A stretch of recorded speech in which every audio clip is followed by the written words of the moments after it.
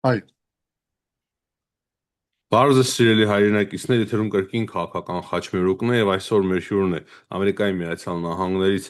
Աբո Չոփարյանը, ով ԱՄՆ-ի Հայ կյանք շաբաթաթերթի գլխավոր խմբագիր է, ինչպես նաեւ աշխարհակաղակական հարցերով վերլուծաբան։ Բարձր պարոն Չոփարյան, շատ շնորհակալ ենք, որ միացաք մեզ եւ ընդունեցիք մեր հրավերը։ բարև ձեզ բարոն Այվազյան, շնորհակալ եմ հրավերի համար։ Պարոն Շոփարյան, երևի հետևում եք, թե ինչ է տեղի ունենում Հայաստանում, այսօր մի շարք կարևոր հարցեր ենք միասին քննարկելու, բայց երևի սկսենք ամենաթարմ տեղեկություններից, երևի տեղեկացաք այն մասին, որ Հայաստանում հենց հիմա հետախուզում եւ ձերբակալում է տեղի ունենում այս պահին, խոսքը Անդրանիկ Թևանյանի մասին է, Հայաստանի Հանրապետության ազգային ժողովի նախկին պատգամավոր, ԲՀԿ-ի նախկին անդամ, կարծես հիմա նաև կուսակցություն էր հիմնել, այսինքն շատ պրոռուսական ուժ, որը որ հիմա արդեն մեղադրվում է փաստացի լրտեսության մեջ Ռուսաստանի օգտին, 620,000 ԱՄՆ դոլար կարծես վերցրել է Ռուսաստանի իշխանություններին եւ փորձում էր շատ գաղտնի տեղեկություններ հանձնել Ռուսաստանին։ Ինչ կարծիք եք այս մասին։ Ինձ համար նախ եւ առաջ գդրականաբես անընդունելի երևույթ մնե սա։ Սա իսկական գերբարն է հին գողապետական ռևանշիստական այդ ռեժիմականների համար, ովքեր թշպախտաբար ըստրգամդությամբ գծարային օդար երկրա կորձակալություններին եւ օդար պետությունների շահերին ի վնաս հայկական պետականության եւ մյուս կողմենալ պետք է ասեմ, որ բոլորովին ինձ համար անակնկալ չէ, որովհետեւ ըստ երևույթին մենք իրերահաջորդ վարչակազմերի բահվածքի շնորհիվ բավականին լավ իրազեկված ենք արդեն, շատերս իրազեկված ենք, թե ինչպիսի ասենք հագասկային, հագապետական այս օլիգարխիկ շրջանագի մեջ ինչպիսի մտայնություն, ինչպիսի մտածելակերպ եւ կորձելացև զարգացած է եւ մշակված է դաստամյակների երկնքին, սկսելով շատ հստակ կերպով սովետ Կրեմլի սովետական գարկերի ժամանակվանից դեղափոխված են այս նույն օլիգարխիկ շրջանակները եւ իրենց վերարտադրած են, որ իբրև թե ժողովրդավարական նոր անկախ 1991-ին վերսին անկախացած հայկական պետականության համար սրծավ քաղաքացիներ եւ պետական պաշտոնատարներ, բայց փաստը կմնա փաստ, որ մենք հերթականորեն եւ հետեւողականորեն այդ թավաջանական կորձունեության իրազեկվեցանք եւ արդեն 1991 թվականներին միջև ասենք 2020 թվականը մենք իրազեկվեցանք այդ խոշոր թավաջանության վերաբերյալ երբ հայկական պաշտպանության ասենք բայկարը սաբոտաժի ենթարկվեցավ այս նույն օլիգարխիկ շրջանագի կողմից եւ որոնց հերթին դժբախտաբար ռսասրուկ գեներալներ եւ քնթաբետներ եւ այլն ըստ երևույթին սա շարունակությունն է Պուտինյան Կրեմլի քաղաքականության, որը գլխավոր նպատակ է դապընթե որպես հայկական պետականությունը լիկվիդացիայի հաշվի արդարի ենթարկել եւ ուրեմն դիրանալ Հայաստանին առանց հայերի եւ նույն այդ մշակույթը, նույն այդ քաղաքականությունը բազմաթիվ երեսներով ճուրին երեսկել է եւ մենք գիրազեկվենք հերթականորեն եւ այս անձնավորության բահվածքը փոքր նմուշ մնե երկար շղթայինը որին ասենք մեկ ծայրը Երևան կգտնվի եւ Էջմիածին մայրաթուր Սուրբ Էջմիածին կգտնվի եւ Գերգարի միջև Մոսկվա։ Պարոն Փաշինյանն էլ հայտարարությամբ հանդես եկավ, որ ինքը 2020-ի նոյեմբերի 8-ից հետո իր քունը կորցրել էր, աղոթելու հնարավորությունը նույնպես, չնայած որ ողջ կյանքում աղոթել էր, ասում է, որ հետո ծոմապահությամբ հասկացավ, որ պետք է դուրս գալ այդ իրավիճակից եւ հիմա այսպիսի անձինք նման լրտեսությամբ Հայաստանը կրկին փորձում են նույն շրջանակների մեջ տանել, նույն խնդիրների մեջ տանել։ Ինչպես կդուք մեկնաբանեք նաև այս հայտարարությունը, այսինքն ամեն ինչ կախված է նաև 2020 թվականի հետ, Փաշինյանը ասում է, որ ինքը կարողացել է հիմա Հայաստանը դուրս բերել այդ տրամաբանությունից, այդ խնդիրներից, ավելի ապահով է դարձել Հայաստանը, իսկ ոմանք փորձում են կրկին հետ տանել, հետ քաշել Հայաստանը։ Այո, նախ եւ առաջ ես պետք է բարձր քննադանքով արտահայտվեմ վարչապետ Փաշինյանի վարած քաղաքականության համար, որը հերադես եւ իրադեսական քաղաքականություն է, հատկապես այն զարգացումների դեպքի տակ, երբ մենք մասսայական սաբոտաժի ականատես եղանք, երբ հայկական պետականության ամենաուժեղ սիմվոլը խորհրդանիշը հայկական բանակը ուրեմն հաշվի հարթարի ենթարկվեցավ եւ հակառակ այդ բոլորին այսօր ունենք թերևս իր գոյությունը պաշտպանող հայկական պետականություն եւ դա մենք կբարձենք իրադեսական քաղաքականության եւ նաեւ հերադես քաղաքականության հատկապես այն զարգացումների լույսին տակ, երբ մենք տեսանք թե ինչպես անverջ արհեստական պատճառներով հրահրված պատերազմներով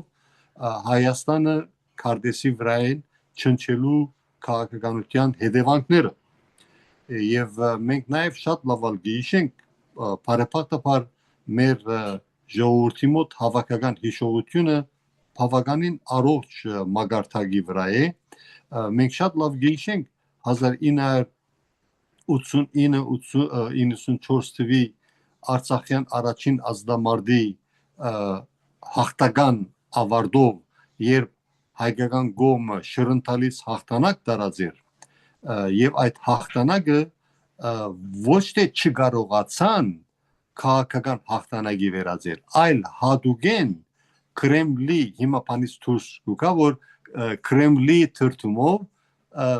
ցախողության ենթարկեցին այդ գործընթացը եւ մենք արդեն սեպտեմբերի 2023 թվականի սեպտեմբերի 19-ին ականատես եղանք Արցախի արհեստական հայաթափման, երբ Կրեմլը անմիջական կորզառնության մեջ մտավ Բաքվի հետ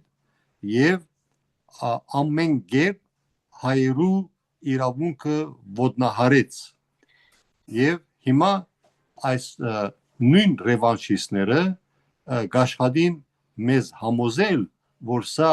վարչապետ Փաշինյանի վարչակազմի ցախողությունն է բայց իրականության մեջ իրենց սարկած իրենց փեմագանացած եւ կորզատրած թավաջանական մասսայական թավաջանական ասենք պրոյեկտն է եւ պետք է ասեմ որ Հայաստանը առանցինը չէ որ թիրախավորված է Կրեմլի կողմէ որի գլխավոր նպատակը նախկին սովետ միության նման համագարկ ստեղծել է եւ վերստին բռնի եւ ամեն միջոցներ օգտագործելով նախկին սովետի հանրապետությունները վերստին միացնել միությանական պետության հովանուն ներքո եւ աշխարհակաղակական նոր գացություն ստեղծել սա արդեն կկատարվի վերջին դարիների ընթացքին եղած զարգացումների լույսին տակ 2023-ին մենք ականատես եղանք թե ինչպես ռուսական դաշնությունը այսօր այսպես կոչված ռուսական դաշնությունը ներխուժեց եւ հոխորտաց որ 3 օրում ամբողջ ուկրաինան չագերդյալ գազատակրե հետո մենք նաեւ ականատես եղանք վերջերս Մոլդովայի ընտրությունների ժամանակ Մոսկվայի ծախսած միլիարդավոր դոլարների այդ հիբրիդային բادرազմի, նախընտրական պայքարի, գաշարադվության, ասենք քվեներ քնելու համար նույնը կատարվեցավ Հունգարիայի մեջ եւ նաեւ նույնը փորձեցին իրականացնել Ռոմանիայի մեջ ուրեմն շղթան երկար է եւ մենք ոչ միայն անզոր ականադես ենք բարեփոխտապար այլ բոլոր ժողովուրդները հիմա համախմբված ժողովրդավարական շղթա ստեղծելու եւ գայացնելու աշխատանք կդարվի եւ այդ նորաստեղծ ժողովրդավարական գոդին գսկսի մեծ բալթյան երկրներից անցնելով Ուկրաինայից ինչպես գիտեք Մոլդովա, Վրաստան եւ Հայաստան եւ նաեւ ինչու՞ չէ Ադրբեջան, որովհետեւ ի վերջո այս դարաշրջանի ժողովուրդները բոլորնալ կփապակին խաղաղության մտնոլորտի մեջ իրենց աբական գերդը։ Մինչև միջին արևելք նույնիսկ։ Իհարկե, մեծն միջին արևելք այնպես որ պայքարը կշարունակվի եւ շնորհիվ վարչապետ Փաշինյանի վարած հերադես եւ իրադեսական քաղաքականության մենք արդեն ականադես եղանք եւ սա արդեն շատ ուրախալի երևույթ է բազմաթիվ ամերիկահայերի համար եւ նաեւ հայասեր ամերիկացիների համար, որոնք 2020 թվականի 44 օրյա անմիջապես յետքը ցանկի գոչեցին այնպիսի աննախընթաց ասենք առաքելություն հետապնդող համաամերիկյան գազագերբությունը եւ այդ գազագերբության շնորհիվ որը կգոչվի անգլերենով American Armenian National Security Institute, որի գլխավոր նպատակն է եւ կշարունակի ըլլալ զարգացնել արաբել մշակել Ամերիկայի Միացյալ Նահանգների եւ Հայաստանի Հանրապետության միջև ռազմական, քաղաքական, տնտեսական, ժողովրդավարական եւ այլ բնակավարների ստրատեգիական դաշինք նոր կազմակերպություն է, հա? Ինչպես? Նոր կազմակերպություն է։ Այո, որ այս տարի արդեն 5-րդ տարին պիտի նշե եւ այդ կազմակերպությունը կգլխավորվի գեներալ-մայոր ամերիկյան բանակի թոշակի անցած գեներալ-մայոր Մարկ Մքարլի գոմե եւ ծեր խոնարհազարան այդ կազմակերպության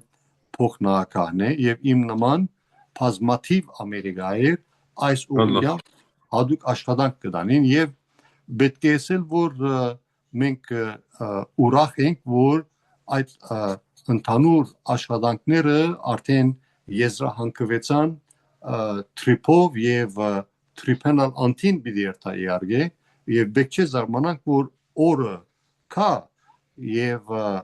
Հայաստանի հանրապետության դրամատրվի ոչ թե ասենք 100-200 միլիոն արտաքին օժանդակություն այլ միլիարդավոր դոլարներ եւ իհարկե այս զարգացումը միայն պետք է ուրախացնե իսկական սրդացավ հայերին իսկ ռևանշիստների բարական մենք չենք կարող իրենց համար այդ աբովակությունը ապահովել Արոն Չոփարյան դուք հետաքրքիր ձևով նշեցիք որ ժողովուրդները շղթա են կազմել ռուսական ագրեսիայի դեմ Մենք նաև հիմա ականատես եղանք, մենք խոսում ենք նոր այդ լրտեսության մասին, բայց ականատես եղանք առաջին անգամ, որ Հայաստանում հայտարարվեց, որ ռուսական լրտես են ձերբակալում։ Ճիշտ է, ռուսական խոսքը սկզբում չկար, բայց տարբեր լրատվամիջոցներով անցավ։ Հիմա պարզվում է, բոլորի համար էլ պարզ է դառնում, որ լրտեսություն հօգուտ ոչ թե Ադրբեջանի կամ Թուրքիայի, այլ հօգուտ Ռուսաստանի է տեղի ունեցել։ Եվ սա շարունակությունն է Ռուսաստանից հնչող հայտարարությունների։ Պուտինի, Շոյգուի, Լավրովի եւ այդպես շարունակ Զախարովաներն են խոսում, փոխվարչապետն է խոսում Օվերչուկը եւ դրանց ի պատասխան այս ամենը տեղի ունեցավ։ Բայց ինչ ենք հասկանում մենք նաեւ այդ հայտարարություններից, ինչ սպասենք ռուսական սպառնալիքներից, որոնք են իրականություն, որոնք ու այդքան էլ չէ։ Գիտեք, եթե նույնիսկ պատկերացնենք բահմը, եթե նույնիսկ ամենալ բոլոր իրականություն է, մենք որպես ժողովուրդ, որպես հասարակություն, հայրենի հայկական պետականության հովանուն ներքո, որպես փնագող հասարակություն, այլընտրանք չունենք, բացի բնթելու մեր զնյալ իրավունքին լինելու իսկական ինքնիշխան եւ անկախ պետականություն, որովհետեւ եթե ոչ միայն Հայաստանը, այլ դարածքաշրջանի մյուս բոլոր պետությունները, եթե իսկապես ինքնիշխանություն պիտի զարգացնեն, ապա ուրեմն բարդաթիր է, որ յուրաքանչյուրը զարգացնեն բազմազանություն, այսինքն դիվերսիֆիկացիա արտաքին զինակցությունների մեջ եւ ուրախ եմ, որ հայկական պետականությունը ղեկավարությամբ բարոն Փաշինյանին արդեն վերջին 5 տարիներուն գդրուկ քայլեր իրականացուց եւ մենք արդեն ականատես ենք, թե ինչպիսի դիվերսիֆիկացիա սկսած է իրականացնել հայկական պետականությունը եւ անշուշտ դա պիտի պատճառ հանդիսանա, որ Կրեմլը իր քունը փախցնե, բայց ադիգա մեր խնդրեմը չէ։ Կրեմլը միջև 2020 թիվը 44 օրյա այդ դխրահրճակ թավաջանական ակտը Ռուսաստանը ընդհանրապես ոչ միայն Հայաստանի մեջ, այլ նաև ամբողջ աշխարհի շուրջը բավականին թրական վարկ ուներ եւ ես անձնապես չէի պատկերացնել, որ օրը կարող է կա, որ ես այսպես զայրույթ ապրիմ ռուսական դաշնության թավաջանական գեցվածքի հանդեպ եւ իմ նման միլիոնավոր հայեր եւ բացի միլիոնավոր հայերը միլիոնավոր դասնյակ միլիոնավոր հայասեր օդարներ Այո, ուրեմն Ռուսաստանը շատ բան գործրեց եւ թող ներող լա որ իրեն պատմական առիթ տրված էր որ ոչ միայն Հայաստանի այլ ամբողջ աշխարհի հայության եւ հայասեր հասարակության վստահությունը բահբաներ, բայց ռուսական դաշնությունը այդ վստահությունը գործրեց։ Ինչպես կարելի աբակա գերդել չագերդյալ դաշնագիտի հետ, որ անընդհատ սաբոտաժի կենթարկե քո արդյունաբերությունը, սաբոտաժի կենթարկե ռազմական քո աշխատանքները, պաշտպանությունը, սաբոտաժի կենթարկե հողային ամբողջականությունը, սաբոտաժի կենթարկե նոր սերունդի ներգան եւ աբական, ինչպես կարելի է այդ մարդու հետ կամ այդ խմբավորումի հետ աբակա գերդել։ Չկա աբակա այդ տեսակ մարդկանց հետ։ Այնպես որ ես կովելի գտնամ ներգա վարչակազմի վարած քաղաքականությունը հակառակ որ իմանալով որ ռուսական դաշնությունը շատ ավելի վնասակար եւ հարվածային ուրեմն ֆրենեմի կսեն անգլերեն հայերեն թշնամի ընկերս ենք ողերիմ ընկերս ենք շատ ավելի ծանր հարված ստացած է հայկական պետականությունը իր ողերիմ ընկերից հա ողերիմ չագերդյալ անշուշտ ողերիմ ընկերից ի փախտadություն թարավոր թշնամիներից ասենք արևելքում Ադրբեջանը եւ արևմուտքում Թուրքիան ուրեմն ըստ երևույթին պետք է ամեն կերպ պատրաստված լինել եւ աչալուրջ լինել ըսկոնությունը շատ կենսական է շատ կարեւոր է որովհետեւ ովևէ ժամանակ եւս մեկ հոկտեմբեր 27-ը այսինքն սպառնալիքները իրական են ըստ իհարկե եւ ոչ միայն հոկտեմբեր 27-ի նման պետական սպանդ, այլ ամենավտանգավոր, ասենք, սպառնալիքներից մեկը նաև մասսայական միլիարդավոր դոլարներու գաշարադուությունը եւ թշպախտապար հասարակության հատված մգա, որ պատրաստ է իր զավակների աբական վաճառելու մի քանի $100 համար։ Սակայն լավ լուրը այն է, որ եթե իմ ունեցած դեղեցությունները ճիշտ են, ես ինչքան որ գեհդիվիմ օրին ժամին պետք է ասել, որ ներկա հասարակությունը, քաղաքացիական հասարակությունը ամենաառողջ հասարակությունն է, որ Հայաստանի Հանրապետությունը ունեցած է երբևէ իր վերանկախացումից արդեն։ Իսկ այդ զինված խումբը դիմակավորված հայախառը սպառնալիքներով վարչապետ Փաշինյանի հասցեին, դա էլ Ռուսաստանից է գալիս, որտեղից, ովքեր են դրանք։ Պատկերացում կա Ամերիկայի Միացյալ Նահանգներում, ովքեր են դրանք։ Ոչ միայն Ռուսաստանից, այլ նաև դեղական քրեա օլիգարխիկ շրջանակներից, որոնց հերթին երկրորդ եւ երրորդ նահանգները, Դաշիր Սամոնները եւ այլն, իրենք նաև անձնապես շահագրգռված են հոկտեմբեր 27-ի եւս մեկ սցենարի կորզաթմամբ, որովհետեւ իրենց գաշին փրկելու համար իրենք ընդունակ են ամեն ինչի Քարեքին B Գտրիչ Ներսեսյանից փռնած Մոսկվայի Եզրասկարո Ներսեսյանը եւ մնացածները բոլորն ալ շահագրգռված են, որ իրենց գաշին փրկվի եւ պիտի չի զարմանանք, որ իրենք գրագի վրա յուղ գտապեն եւ Կրեմլին սուտ խոստումներ գտան, որ իրենք կարողականություն ունին կորզատրելու եւ Կրեմլի ախորժակները կփանան։ Դրա համար շատ կենսական է, որ Հայաստանի թադաիրավական համագարքը լիակատար կերպով կորձե ռոբե առաջ, ժամ առաջ եւ այս մարդկանց պատասխանատվության ենթարկե, որովհետեւ այս մարդիկը իրենց թալանածով գբայքարին գբադերազմին սեփական ժողովրդի թեմ, այսինքն գրկնակի հարված